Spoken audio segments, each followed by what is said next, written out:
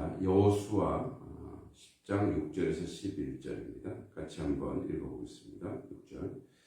기브온 사람들이 길갈 진영에 사람을 보내어 여호수아에게 전하되 당신들의 종들 돕기를 더디게 하지 마시고 속히 우리에게 올라와 우리를 구하소서.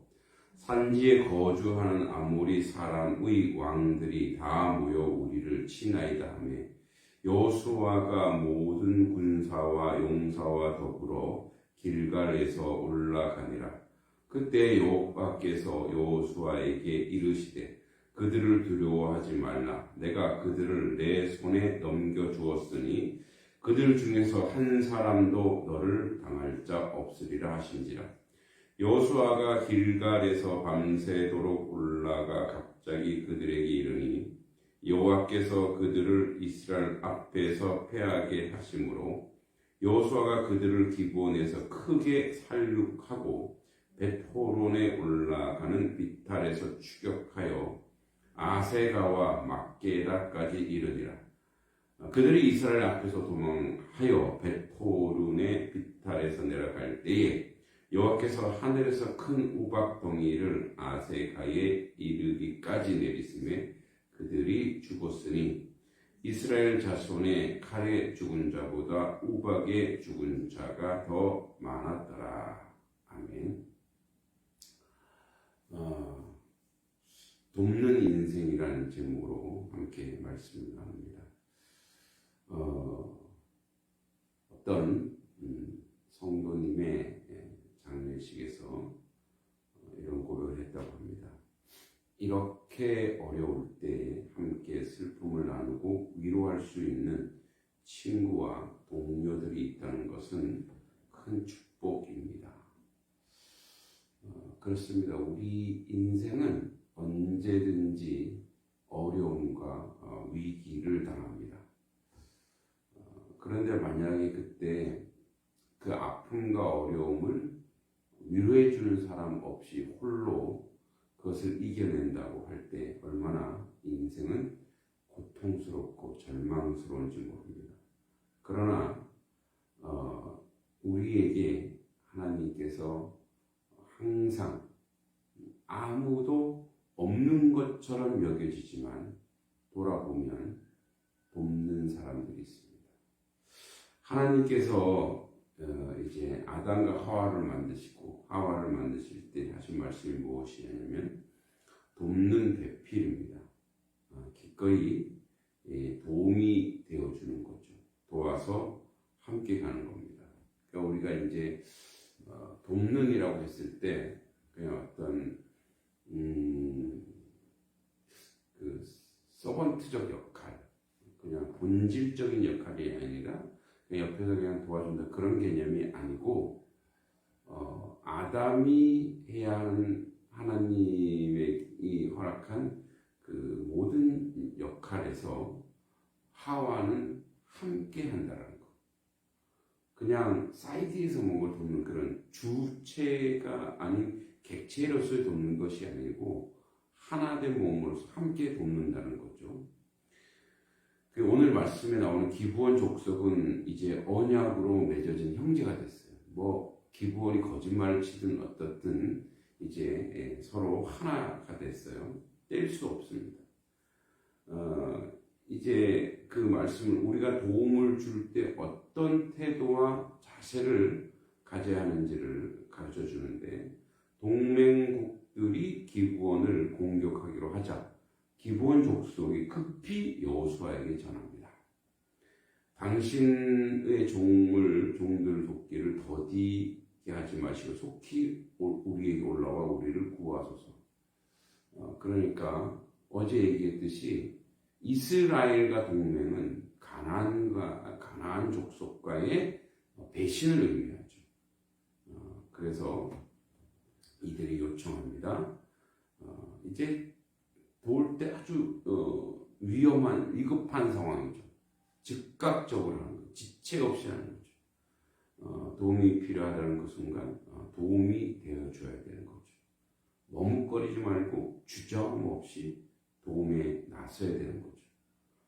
도와주는 일에 이것저것 이유를 달면 그래서 그것 때문에 더디게 하지 말고, 도움을 주는 사람은, 그러니까 돕는 사람 입장에서 도움을 주는 게 아니고 도움을 받는 사람 입장에서 도움을 줘야 되는 거죠.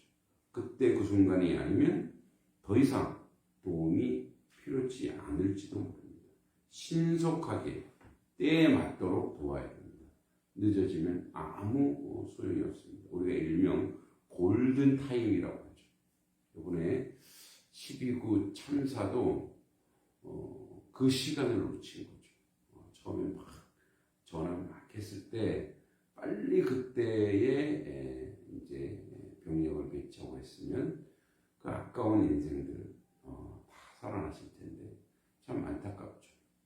그러니까 우리는 그런 골든타임, 아주 그 황금과 같은 시간이 필요합니다. 그래서 그 순간에 빨리 가서 그 사람 입장에서 도와야 된다는 거죠.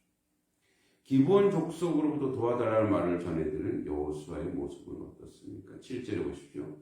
여호수아가 모든 군사와 용사와 더불어 길갈에서 올라가니라.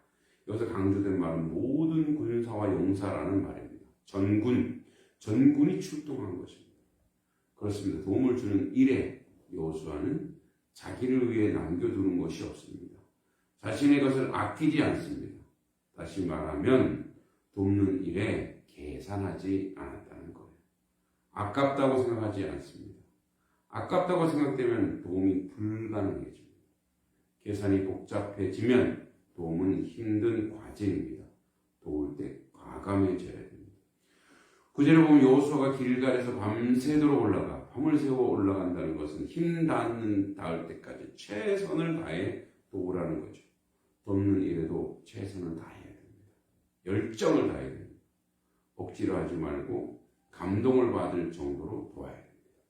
돕는 모습에 도전받도록 돕는 것입니다. 최선을 다하는 것은 언제나 아름답고 감동을 남깁니다.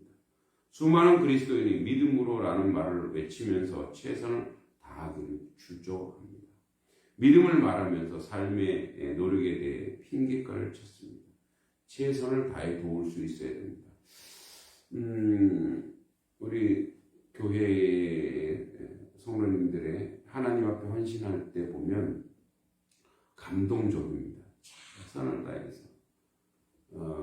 자기의 모든 것을 헌신해서 주님 앞에 나오는 그 모습에 하나님도 감동할 것입니다. 그래서 우리에게 늘 얘기하죠. 너희들은 미지근하지 마라. 아주 뜨겁든지 차든지 하라. 그래서 주변에 하나님의 일에 대해서 아주 열정적인 사람들 보면 저도 배울 게 많고 감동이 됩니다. 저 또한 이왕지사 하나님이 나를 불렀으므로 그 부르심에 대해 응답하는 방법은 열정이다. 열심이다. 그렇게 생각합니다. 근데 이제 열정적이고 열심히 하면 재미가 있어요. 행복합니다. 근데 이게 하기 싫은 것처럼 하면 인생 자체가 너무 힘들고 지겹고 고통스럽습니다. 그러니까 이왕 할 거 행복하게, 재미있게, 복되게 하는 거죠. 그러면 거기서 오는 힘과 에너지가 참 큽니다. 우리가 주의 일을 감당할 때 또 누군가를 도와줄 때 열심히 돕고 최선을 다해서 돕는 그런 돕는 사람들이 되기를 소망합니다. 11절에 이제 결론적으로 돕고 난 다음에 우리가 가져야 될 삶의 모습이 무엇이냐면 이스라엘과 여호수아가 최선을 다해 적들을 물리쳤는데 하나님이 내리신 우박이 더 많은 적들을 죽였다는 거예요. 자, 돕고 난 다음에 하나님 앞에서 이렇게 겸손해야 됩니다. 내가 누구를 도왔다고 해서 너 내 도움 받지 않았냐라고 떠벌리지 말고 오히려 하나님께서 도우시는 것이 훨씬 더 거대한 줄 알고 정직하게 하나님 앞에 엎드릴 줄 알아야 되는 거죠. 그러니까 이스라엘 백성이 가서 실전 가서 했지만 이스라엘 백성이 시작했지만 하늘이 또 도와주는 하나님이 도와주시는 거예요. 그러니까 뭐야? 우리의 공이 아니고 이건 하나님 뜻이라는 겸손한 자세를 또 우리가 생각해야 된다는 거죠. 하나님은 우박으로 적들을 무찌르십니다. 더 많이 무찔렀죠. 우리가 도운 것이 별것 아니라고 고백할 줄 알아야 됩니다. 우리 주변의 가족들에게도 주변 사람들에게도 바다 건너 또 많은 나라와 열방 가운데도 아낌없이 우리가 도움의 손길을 펼칠 수 있는 그런 돕는 사람들, 그러니까 돕는 배필로서 하나님이 이 부부를 주셨다면 이제 우리의 그 신랑 되시는 예수님을 우리가 그의 거룩한 신부로서 이 세상에 하나님 예수 그리스도의 사역을 돕는 배필로서 그래서 도울 때 오늘 나와 있듯이 즉시 골든 타임을 놓치면 안 돼. 지금. 여러분 지금 주의 일을 최선을 다해서 감당하셔야 됩니다. 그리고 최선을 다해서 힘드는 데까지 하고 열정적으로 합니다. 그러면 하나님이 도와주십니다. 그러니까 그러한 그 삶의 고백과 그러한 간증들이 우리는 너무나 많아요. 주의 일을 열심히 할 때, 최선을 다해서 열정적으로 당할 때, 우박을 내려서 몰살시켰듯이 우리가 시작했지만 그 일을 다 완성하시는 분은 하나님이라는 것을 우리가 기억하고 명심해야 될 줄 믿습니다. 우리 시간에 말씀을 생각하면서 함께 기도하기를 원합니다. 기도할 때에 하나님, 우리는 이 땅 가운데 많은 사람들을 돕는 그런 하나님의 사람으로 부름받았습니다.